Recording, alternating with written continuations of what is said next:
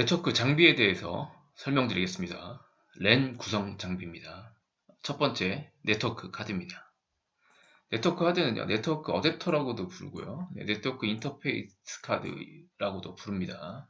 그래서 보통 이제 이더넷 방식이 많이 사용되기 때문에 네트워크 카드를 그냥 통칭해서 그냥 이더넷 카드라고도 부르기도 하고요. 또는 이제 랜 구성할 때 사용되기 때문에 뭐 랜 카드라고도 부른다라고 보시면 되겠습니다. 아까 설명드린 대로 이더넷 방식은 이제 맥 주소라는 그 이더넷 카드마다 이제 맥 주소라는 48비트 주소가 다 심어져 있고요. 아까 설명드린 대로 제조사별로요. 다 겹치지 않도록 이렇게 번호가 할당되어 있다라고 보시면 되고요.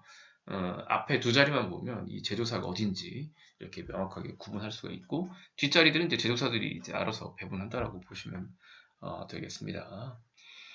밑에 이제 또 보시면, 네, 그래서 이제 맥 주소라는 이런 주소를 사용한다라고 보시면 되고, 그 다음에 OSI 모델 기준으로 이제 1계층, 2계층 장치를 사용한다고 되어 있고요. 그 이더넷과 속도는 초기에는 10Mbps였는데 지금은 이제 100Mbps, 최근에 이제 기가빗 랜이 사용되고 있다고 보시면 되고요. 그 다음에 연결되는 방식은 이제 아이사 이렇게 나오는데, 이건 아마 잘 모르실 거고요. 이게 이제 아이사 랜 카드입니다. 제가 이게 10메가짜리, 제가 이 책에다가 이걸 넣어놓은 게 뭐냐면, 요 연결받는 방식 때문에 이렇게 넣어놨습니다. 어쨌든 지금 기가빗에 나오고, PCI, 지금 뭐 PCI나 PCI E 슬롯의 형태의 네트워크 카드가 이렇게 되어 있고요. 그 다음에 뭐 워낙 그 네트워크를 보편적으로 사용하다 보니까 메인보드에도 이렇게 붙어 있다고 보시면 되겠습니다. 이제 그림이 이제 제가 좀 일부러 이제 되게 오래된 그림을 책에 넣는데, 요게 이 UTP 끼는 그런 이제 뭐 RJ45잭을 끼는 형태라고 보시면 되고요. 요게 이제 BNC입니다. BNC. 근데 예전에는 그냥 여러분 잘 모르시겠지만 이제 AUI라는 게 있었거든요. 약간 조이스틱 포트 같은, 그 옛날 3컴에서 콤보랭 카드라고 해갖고 여기에 보면 조이스틱처럼 이제 꽂는 게 있었습니다. 세 가지의 단자를 연결하는 형태도 있었습니다. 근데 지금은 뭐 이것도 잘 안 쓰고, 이것도 안 쓰고, 뭐 랜카드 하게 되면 거의 뭐 RJ45, A2P 케이블 연결하는 그런 형태로 주로 사용되고 있다라고 보시면 되겠습니다. 그래서 뭐 제조사는 뭐 인텔 있고요, 리얼텍, 뭐 3컴은 현재 HP로 넘어간 상태고, 뭐 마블 뭐 이런 데들, 마벨 회사 이런 회사들이 현재 이더넷 카드를 만들고 있다라고 보시면 되고요. 그 다음에 이제 케이블은 이제 BNC가 있죠. 아까 BNC 위에 그림 보시죠, 요거요. BNC가 이제 동축 케이블 방식이라고 보시면 되고요. 그 다음에 UTP, 현재 가장 많이 쓰는 거. 그 다음에 이제 기관만 연결할 때 사용하는 광 케이블이 사용되고 있다고 보시면 되고, 그래서 BNC는 동축 케이블, 뭐 콱슬 케이블이라고도 부르고요. 그 케이블 TV에 들어온 안테나 선이랑 거의 동일하다고 보시면 돼요. 가운데 이렇게 있고요. 가운데 심지가 있는 그런 케이블이라고 보시면 되고요. 여기 보면 중심 도체 전원체를 감싸고 그 위에 다시 외부 도체를 넣었다라고 되어 있고, 여러 체를 동시에 수용할 수 있고, 이제 뭐 빠르게 전송할 수 있는데, 일단 이제 가격이 비싸다고 되어 있죠. 당연히 뭐 케이블 제작 비용들은 비싸다라고 보시면 되고요. 그 다음에 구조는 아까 설명드린 대로 가운데 굵은 구리선 하나가 있고요. 그걸 가지고 연결하는 방식이라고 보시면 됩니다. 그래서 예전에 PNC 가지고 구성할 때는 T-커넥터라는 거 가지고 이제 중간중간에 T-커넥터를 껴갖고요. PNC 연결하겠다 그러면 이 케이블이다 그러면 T-커넥터라는 게 있어요. T자 모양으로 되어 있는 거 이렇게, 그 연결해서 이제 여기다가 랜카드를 꽂는 이제 그런 형태라고 보시면 됩니다. 아까 그 네트워크 카드 보셨죠? 거기다 꽂는지 이거 꽂고 선 또 연결하고, 또 여기 컴퓨터 연결하겠다고 이제 T-커넥터라는 게 있습니다. T-커넥터라는 걸 이렇게 이어서 케이블 꽂고 이제 이걸 이제 컴퓨터 시스템에 꽂는 이제 그런 형태라고 보시면 되겠습니다. 뭐 이거 현재는 잘 안 쓰니까 모르겠어요. 그래서 허브 없이 그냥 케이블만 가지고도 여러 개의 컴퓨터를 연결할 수 있었습니다. 근데 문제는 뭐냐면 중간에 하나의 컴퓨터가 이상이 생기면 다른 컴퓨터까지 네트워크가 다 영향을 받기 때문에, 네, 대수가 많아지면 좀 곤란한 상황이 발생하는 경우도 있었고요. 어쨌든 허브가 필요 없었다라고 보시면 되고요. 근데 거리는 좀 많이 나갑니다. 거리는 180m에서 이제 200m 정도, 500m 정도 간다라고 보시면 되고요. 그 다음 현재 가장 많이 쓰는 게 트위스트 페어 케이블이라는 거, 아까 말씀드린 트위스트가 꼬다라는 거고, 페어가 쌍이지 않습니까? 두 개를 이렇게 케이블을 꼬아서 만들었다고 트위스트 페어라고 부른다라고 보시면 돼요. 그거 왜 껐냐면, 왜 꼬았냐면, 전자신호에 의해서 외부에서 이제 영향을 일직선으로 계속적으로 받으면 신호가 약해지는 경우가 있거든요. 꼬음으로써 신호의 신호가 변형되는 걸 막기 위해서 이제 보통 두 개씩 꼬아놨다라고 보시면 되고요. 케이블이 저렴합니다. 저렴한데 단점이 뭐냐면 100m밖에 안 됩니다. 그래서 예전에 이제 100m가 넘어간다 그러면 증폭기라고 부르죠. 뒤에 나오겠지만 리피터를 중간중간 다르. 만약에 200m를 가야겠다라고 하게 되면 케이블 이게 100m 케이블이라고 하게 되면 200m 가야 되면 중간 리피터라는 게 있어요. 이 리피터를 또 달면 이제 그게 신호가 중복되면 그렇게 100m씩 연장해 가는. 근데 물론 이제 최근에 리피터라는 게 없습니다. 왜냐면 허브라든지 뭐 스위치라든지 그런 그 네트워크 장비들이 기본적으로 리피터 기능을 하기 때문에 뭐 리피터로 이렇게 전역으로 나오는 거는 거기 좀 거의 보기 힘드실 것 같고요. 자, 그래서 전에마다 그 다음에 이제 두 가지라는 거죠. 일단 STP가 있고 UTP가 있습니다. STP 쉴드 아까 쉴드가 이제 방패라고 말씀드렸죠. 차폐 처리한다는 얘기인데, 그러니까 그 UTP 케이블은 안에 이제 8개의 회선이 있거든요. 8개의 회선인데 이게 두 개씩 이렇게 꼬여 있습니다. 두 개씩 이렇게 꽈배기로 꼬여 있는데 그 안에를 이제 그 쉽게 말하면 8가닥을 이제 두 개씩 꽉거든요. 그럼 어쨌든 그럼 4가닥이지 않습니까? 네 가닥. 근데 이 차폐 처리가 쉴드가 뭐냐면 여기를 이제 구리선이나 납선 같은 거 이렇게 감쌌어 안에를 이걸 다. 어. 물론 이제 겉에 피복은 이제 약간 그 비늘 같은 재질이지 않습니까? 이거 보시면요. 그 안에다 이제 그 차폐 처리 했냐 안 했냐라고 보시면 돼요. 그래서 초창기에는 이제 STP 안에 이제 여기 꼬인 선과 바깥쪽 피복 사이에 차폐물 입힌 거라 되는데 가격이 굉장히 비쌉니다. 가격이 굉장히 비싸다 보니까 초기에 이제 굉장히 좋은 시스템 아니면 쓰지 않았다라고 보시면 돼요. 지금 뭐 거의 UTP를 쓰죠. 차폐 처리를 빼버렸습니다. 그냥 겉에 피복하고 8개의 이제 회선만 있는 그런 형태고요. 그 다음에 이제 단자는 RJ45라는 요거죠. 이게 지금 6개 핀 보이는 이거 RJ45라고 보시면 돼요. 보통 허브를 사용한다든지 아니면 스위치를 사용하는 형태대로 그 네트워크를 연결하는 그런 방식이라고 보시면 되겠습니다. USB 케이블은 초창기에 카테고리 3였고요. 그 다음에 100Mbps는 카테고리 5고 최근에는 이제 그 카테고리 5E라는 거는 이제 기본적으로 대역부분 100Mbps인데 최대 이제 1Gbps까지 나오는 게 있고요. 지금은 이제 보통 기가빗 랜이 보통적으로 쓰이다 보니까 카테고리 6라든지 카테고리 7라든지 이런 식으로 올라가고 있다라고 보시면 되겠습니다.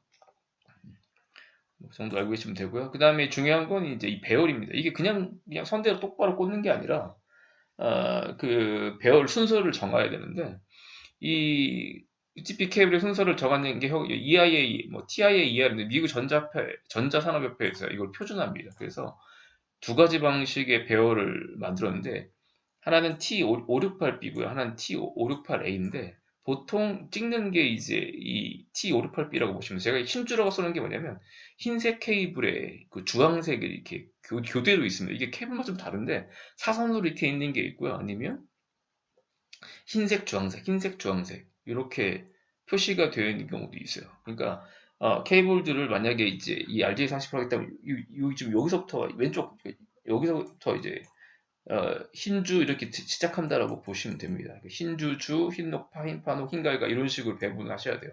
이거는 아마 링스마스터 같은 경우에는 가끔 나오기 때문에 이 배열은 외우셔야 됩니다. 흰주, 흰녹파, 흰파녹, 흰갈가 이렇게 외우시면 되고요.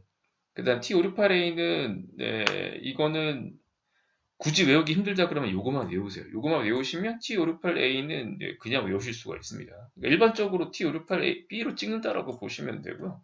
그러니까 뭐 허브에다 연결한다든지 하는 경우에는 T568B 양쪽 다 그러니까 요거를요, 요 배열을 찍는다는 겁니다. 케이블이 있으면 이쪽도 T568B고요.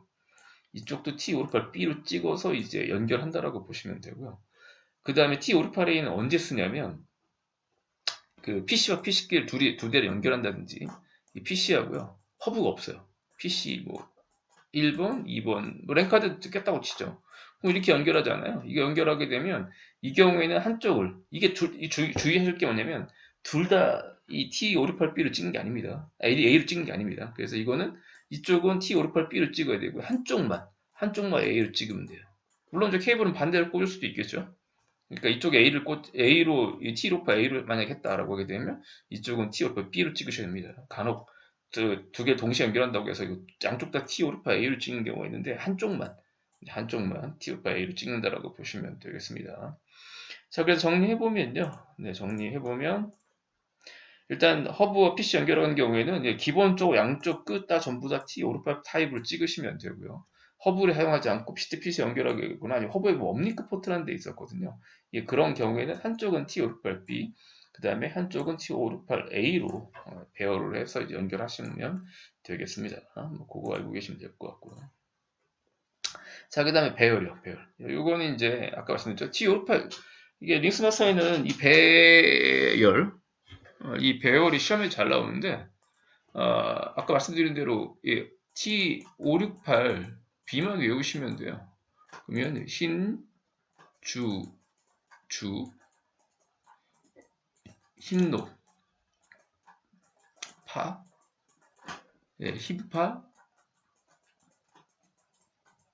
녹, 흰감이 가리거든요. 죄송합니다. 좀 글자를 만나서.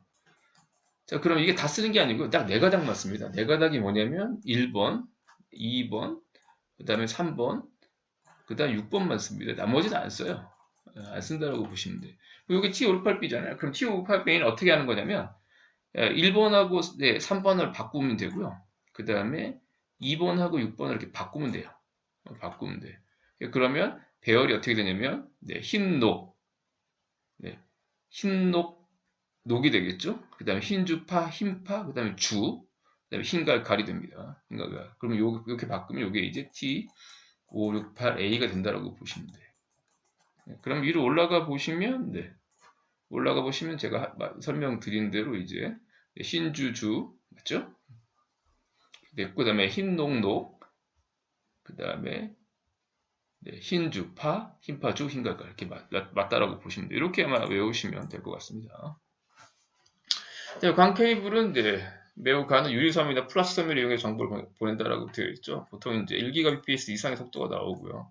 대역폭도 넓다라고 보시면 되고요. 그렇지만 이제 오류 발생은 거의 없고요. 이제 비용도 많이 들고요. 설치 시 굉장히 주의해야 된다는 거 알고 계시면 되겠습니다. 그 다음에 이제 허브요. 허브는 아까 이제 구성할 때 우리가 UTP 최근에 이제 가장 많이 쓰는 게 UTP 케이블에 이제 RJ45 기반으로 이용한 이더넷 네트워크 쓰잖아요. 이때 이제 이더넷 네트워크를 중심으로 이렇게 여러 개를 컴퓨터랑 네트워크 장비 연결한 장치가 이제 이런 게 허브라고 보시고 이제 3포트짜리 허브인데 최근에 이제 스위치라고 부르는 기능들이 있기 때문에 스위칭 허브라는 표현을 쓰거든요. 스위칭 허브. 자, 그래서 스위치가 현재는 허브의 역할도 같이 수행한다고 보시면 됩니다. 그렇다고 보시면 되고 어쨌든 허브가 이제 여러 대의 컴퓨터나 네트워크 장비 연결해준 장치를 보통 허브라고 부른다라고 보시면 되고요. 그 다음에 이제 허브에 뭐 라우터나 뭐 L3 스위치 연결도 가능하다라고 보시면 돼요. 초기에 이제 더미 허브라고 되어 있죠. 더미 허브는 쉽게 말씀드리면 속도를 나눠 먹습니다. 만약에 10Mbps다라고 하게 되면 여러 대가 이렇게 증설되잖아요. 그럼 그 통로를 나눠 먹는 쉽게 말하면 뭐 5대다 그럼 2Mbps 정도밖에 속도가 안 나오는 형태라고 보시면 되고 스위칭 허브 같은 경우에는 이제 거의 10Mbps다라고 하면 거의 10M 네트워크 대수에 상관없이 거의 10Mbps 속도를 이제 보장하는 그런 형태라고 보시면 됩니다. 왜냐면 특정 그 포트, 만약 A 컴퓨터에서 B 컴퓨터라고 하게 되면 그 A에서 B 컴퓨터로 전송할 때 속도를 보장한다라고 보시면 되겠습니다. 그 정도만 알고 계시면 될 것 같고요. 자, 그 다음에 인터넷 네트워크 장비라고 제가 정리했죠. 인터넷 네트워크 장비는 뭐냐면 네트워크하고 네트워크 연결하는 장비라고 보시면 되고요. 그 다음에 이러한 기능을 수행하는 보통 게이트웨이라고 부른다라고 보시면 되고 게이트웨이는 여기 나온 대로 서로 다른 통신망과 프로토콜을 사용 네트워크 간에 그 통신 기능이 가능해서 이어주는 전반적인 장치들을 뭐 게이트웨이라고 부른다라고 보시면 되고요. 그 다음에 이거와 연관된 대표적인 장치가 이제 리피터, 브릿지, 라우터가 있다고 보시면 돼요. 이건 이제 뭐 OSI 7레이어하고 연구했는데, 보겠습니다. 리피터는 그냥 단순하게 신호만 증폭해주는 거라고 보시면 됩니다. 아까 말씀드린 UTP다 그러면 100m밖에 안 됩니다. 그 100m가 넘어간다라고 하게 되면 신호가 이제 약해진다라고 보시면 쉽게 말씀드리면 뭐 우리가 야호 하고 이 소리를 치면은 이게 뭐 1km, 100km, 1000km까지 가는 게 아니거든요. 몇백 미터 못 가겠죠. 그래서 더 멀리 가게끔 하려면 확성기를 단다. 확성기가 일종의 증폭기, 리피터라고 보시면 되죠. 마찬가지입니다. 물리적 신호라는 게 한계가 있기 때문에 그걸 이제 신호만 늘려주는 그런 증폭기를 리피터라고 부른다라고 보시면 되고요. OSI 7레이어, OSI 7레이어는 뒤에 뭐 설명을 드리겠지만 무조건 외우셔야 됩니다. 또 하위 계층부터요. 저 같은 경우는 이제 물대, 네, 뭐 전세평 이렇게 외우거든요. 물대내 전세평, 뭐 전세, 아이고. 한 세 계층만 보죠. 자, 물리계층이죠, 물리계층. 예, 물리계층에서 신호를 증폭하는 형태가 리피터라고 보시면 되고요. 그 다음에 이제 브릿지는요. 예, 브릿지는 여러 개의 네트워크를 이어주는 뭐 세그먼트 연결해 준다라고 되어 있죠. 그러니까 물리계층에 있는 뭐 리피터는 허브 기능을 하면서 특정 네트워크의 원 통신량까지 트래픽을 관리해주는 게 브릿지. 브릿지는 이제 2계층. 2계층이 이제 데이터 링크 계층에서 된다고 보시면 하지만 2계층 전용이 아니라 하위 계층은 먹고 갑니다. 물리계층의 기능, 증폭 기능 이런 건 기본적으로 지원한다고 보시면 일단 네, 브릿지는 이제 2계층 의 장비라고 보시면 되고요. 자, 그 다음에 라우터죠. 그 유명한 라우터. 라우터는 이제 3계층입니다. 3계층. 네트워크 계층 지원하는 장비인데, 하위 계층 기본적으로 지원하는 겁니다. 네트워크 계층만 하는 게 아니라, 하위 계층을 지원하는데, 라우터는 이제, 네, 브릿지 기능에다가, 네, 기본적으로 네트워크 경로 선택 기능 같은 걸 제공한다라고 되어 있습니다. 그래서 어떤 경로를 찾아서 빨리 갈 수 있는지, 뭐 이런 것들, 라우팅 테이블 같은 것들을 이제 컨트롤하고요. 뭐, 네, 컴퓨터 네트워크 시간에 배우셨겠지만 인터넷망은 이제 실제적으로 이제 라우터가 물려있는 라우터와 라우터를 연결하는 망이라고 네, 보시면 되겠습니다. 장비는 뭐 이 정도만 아시면 될 것 같고요.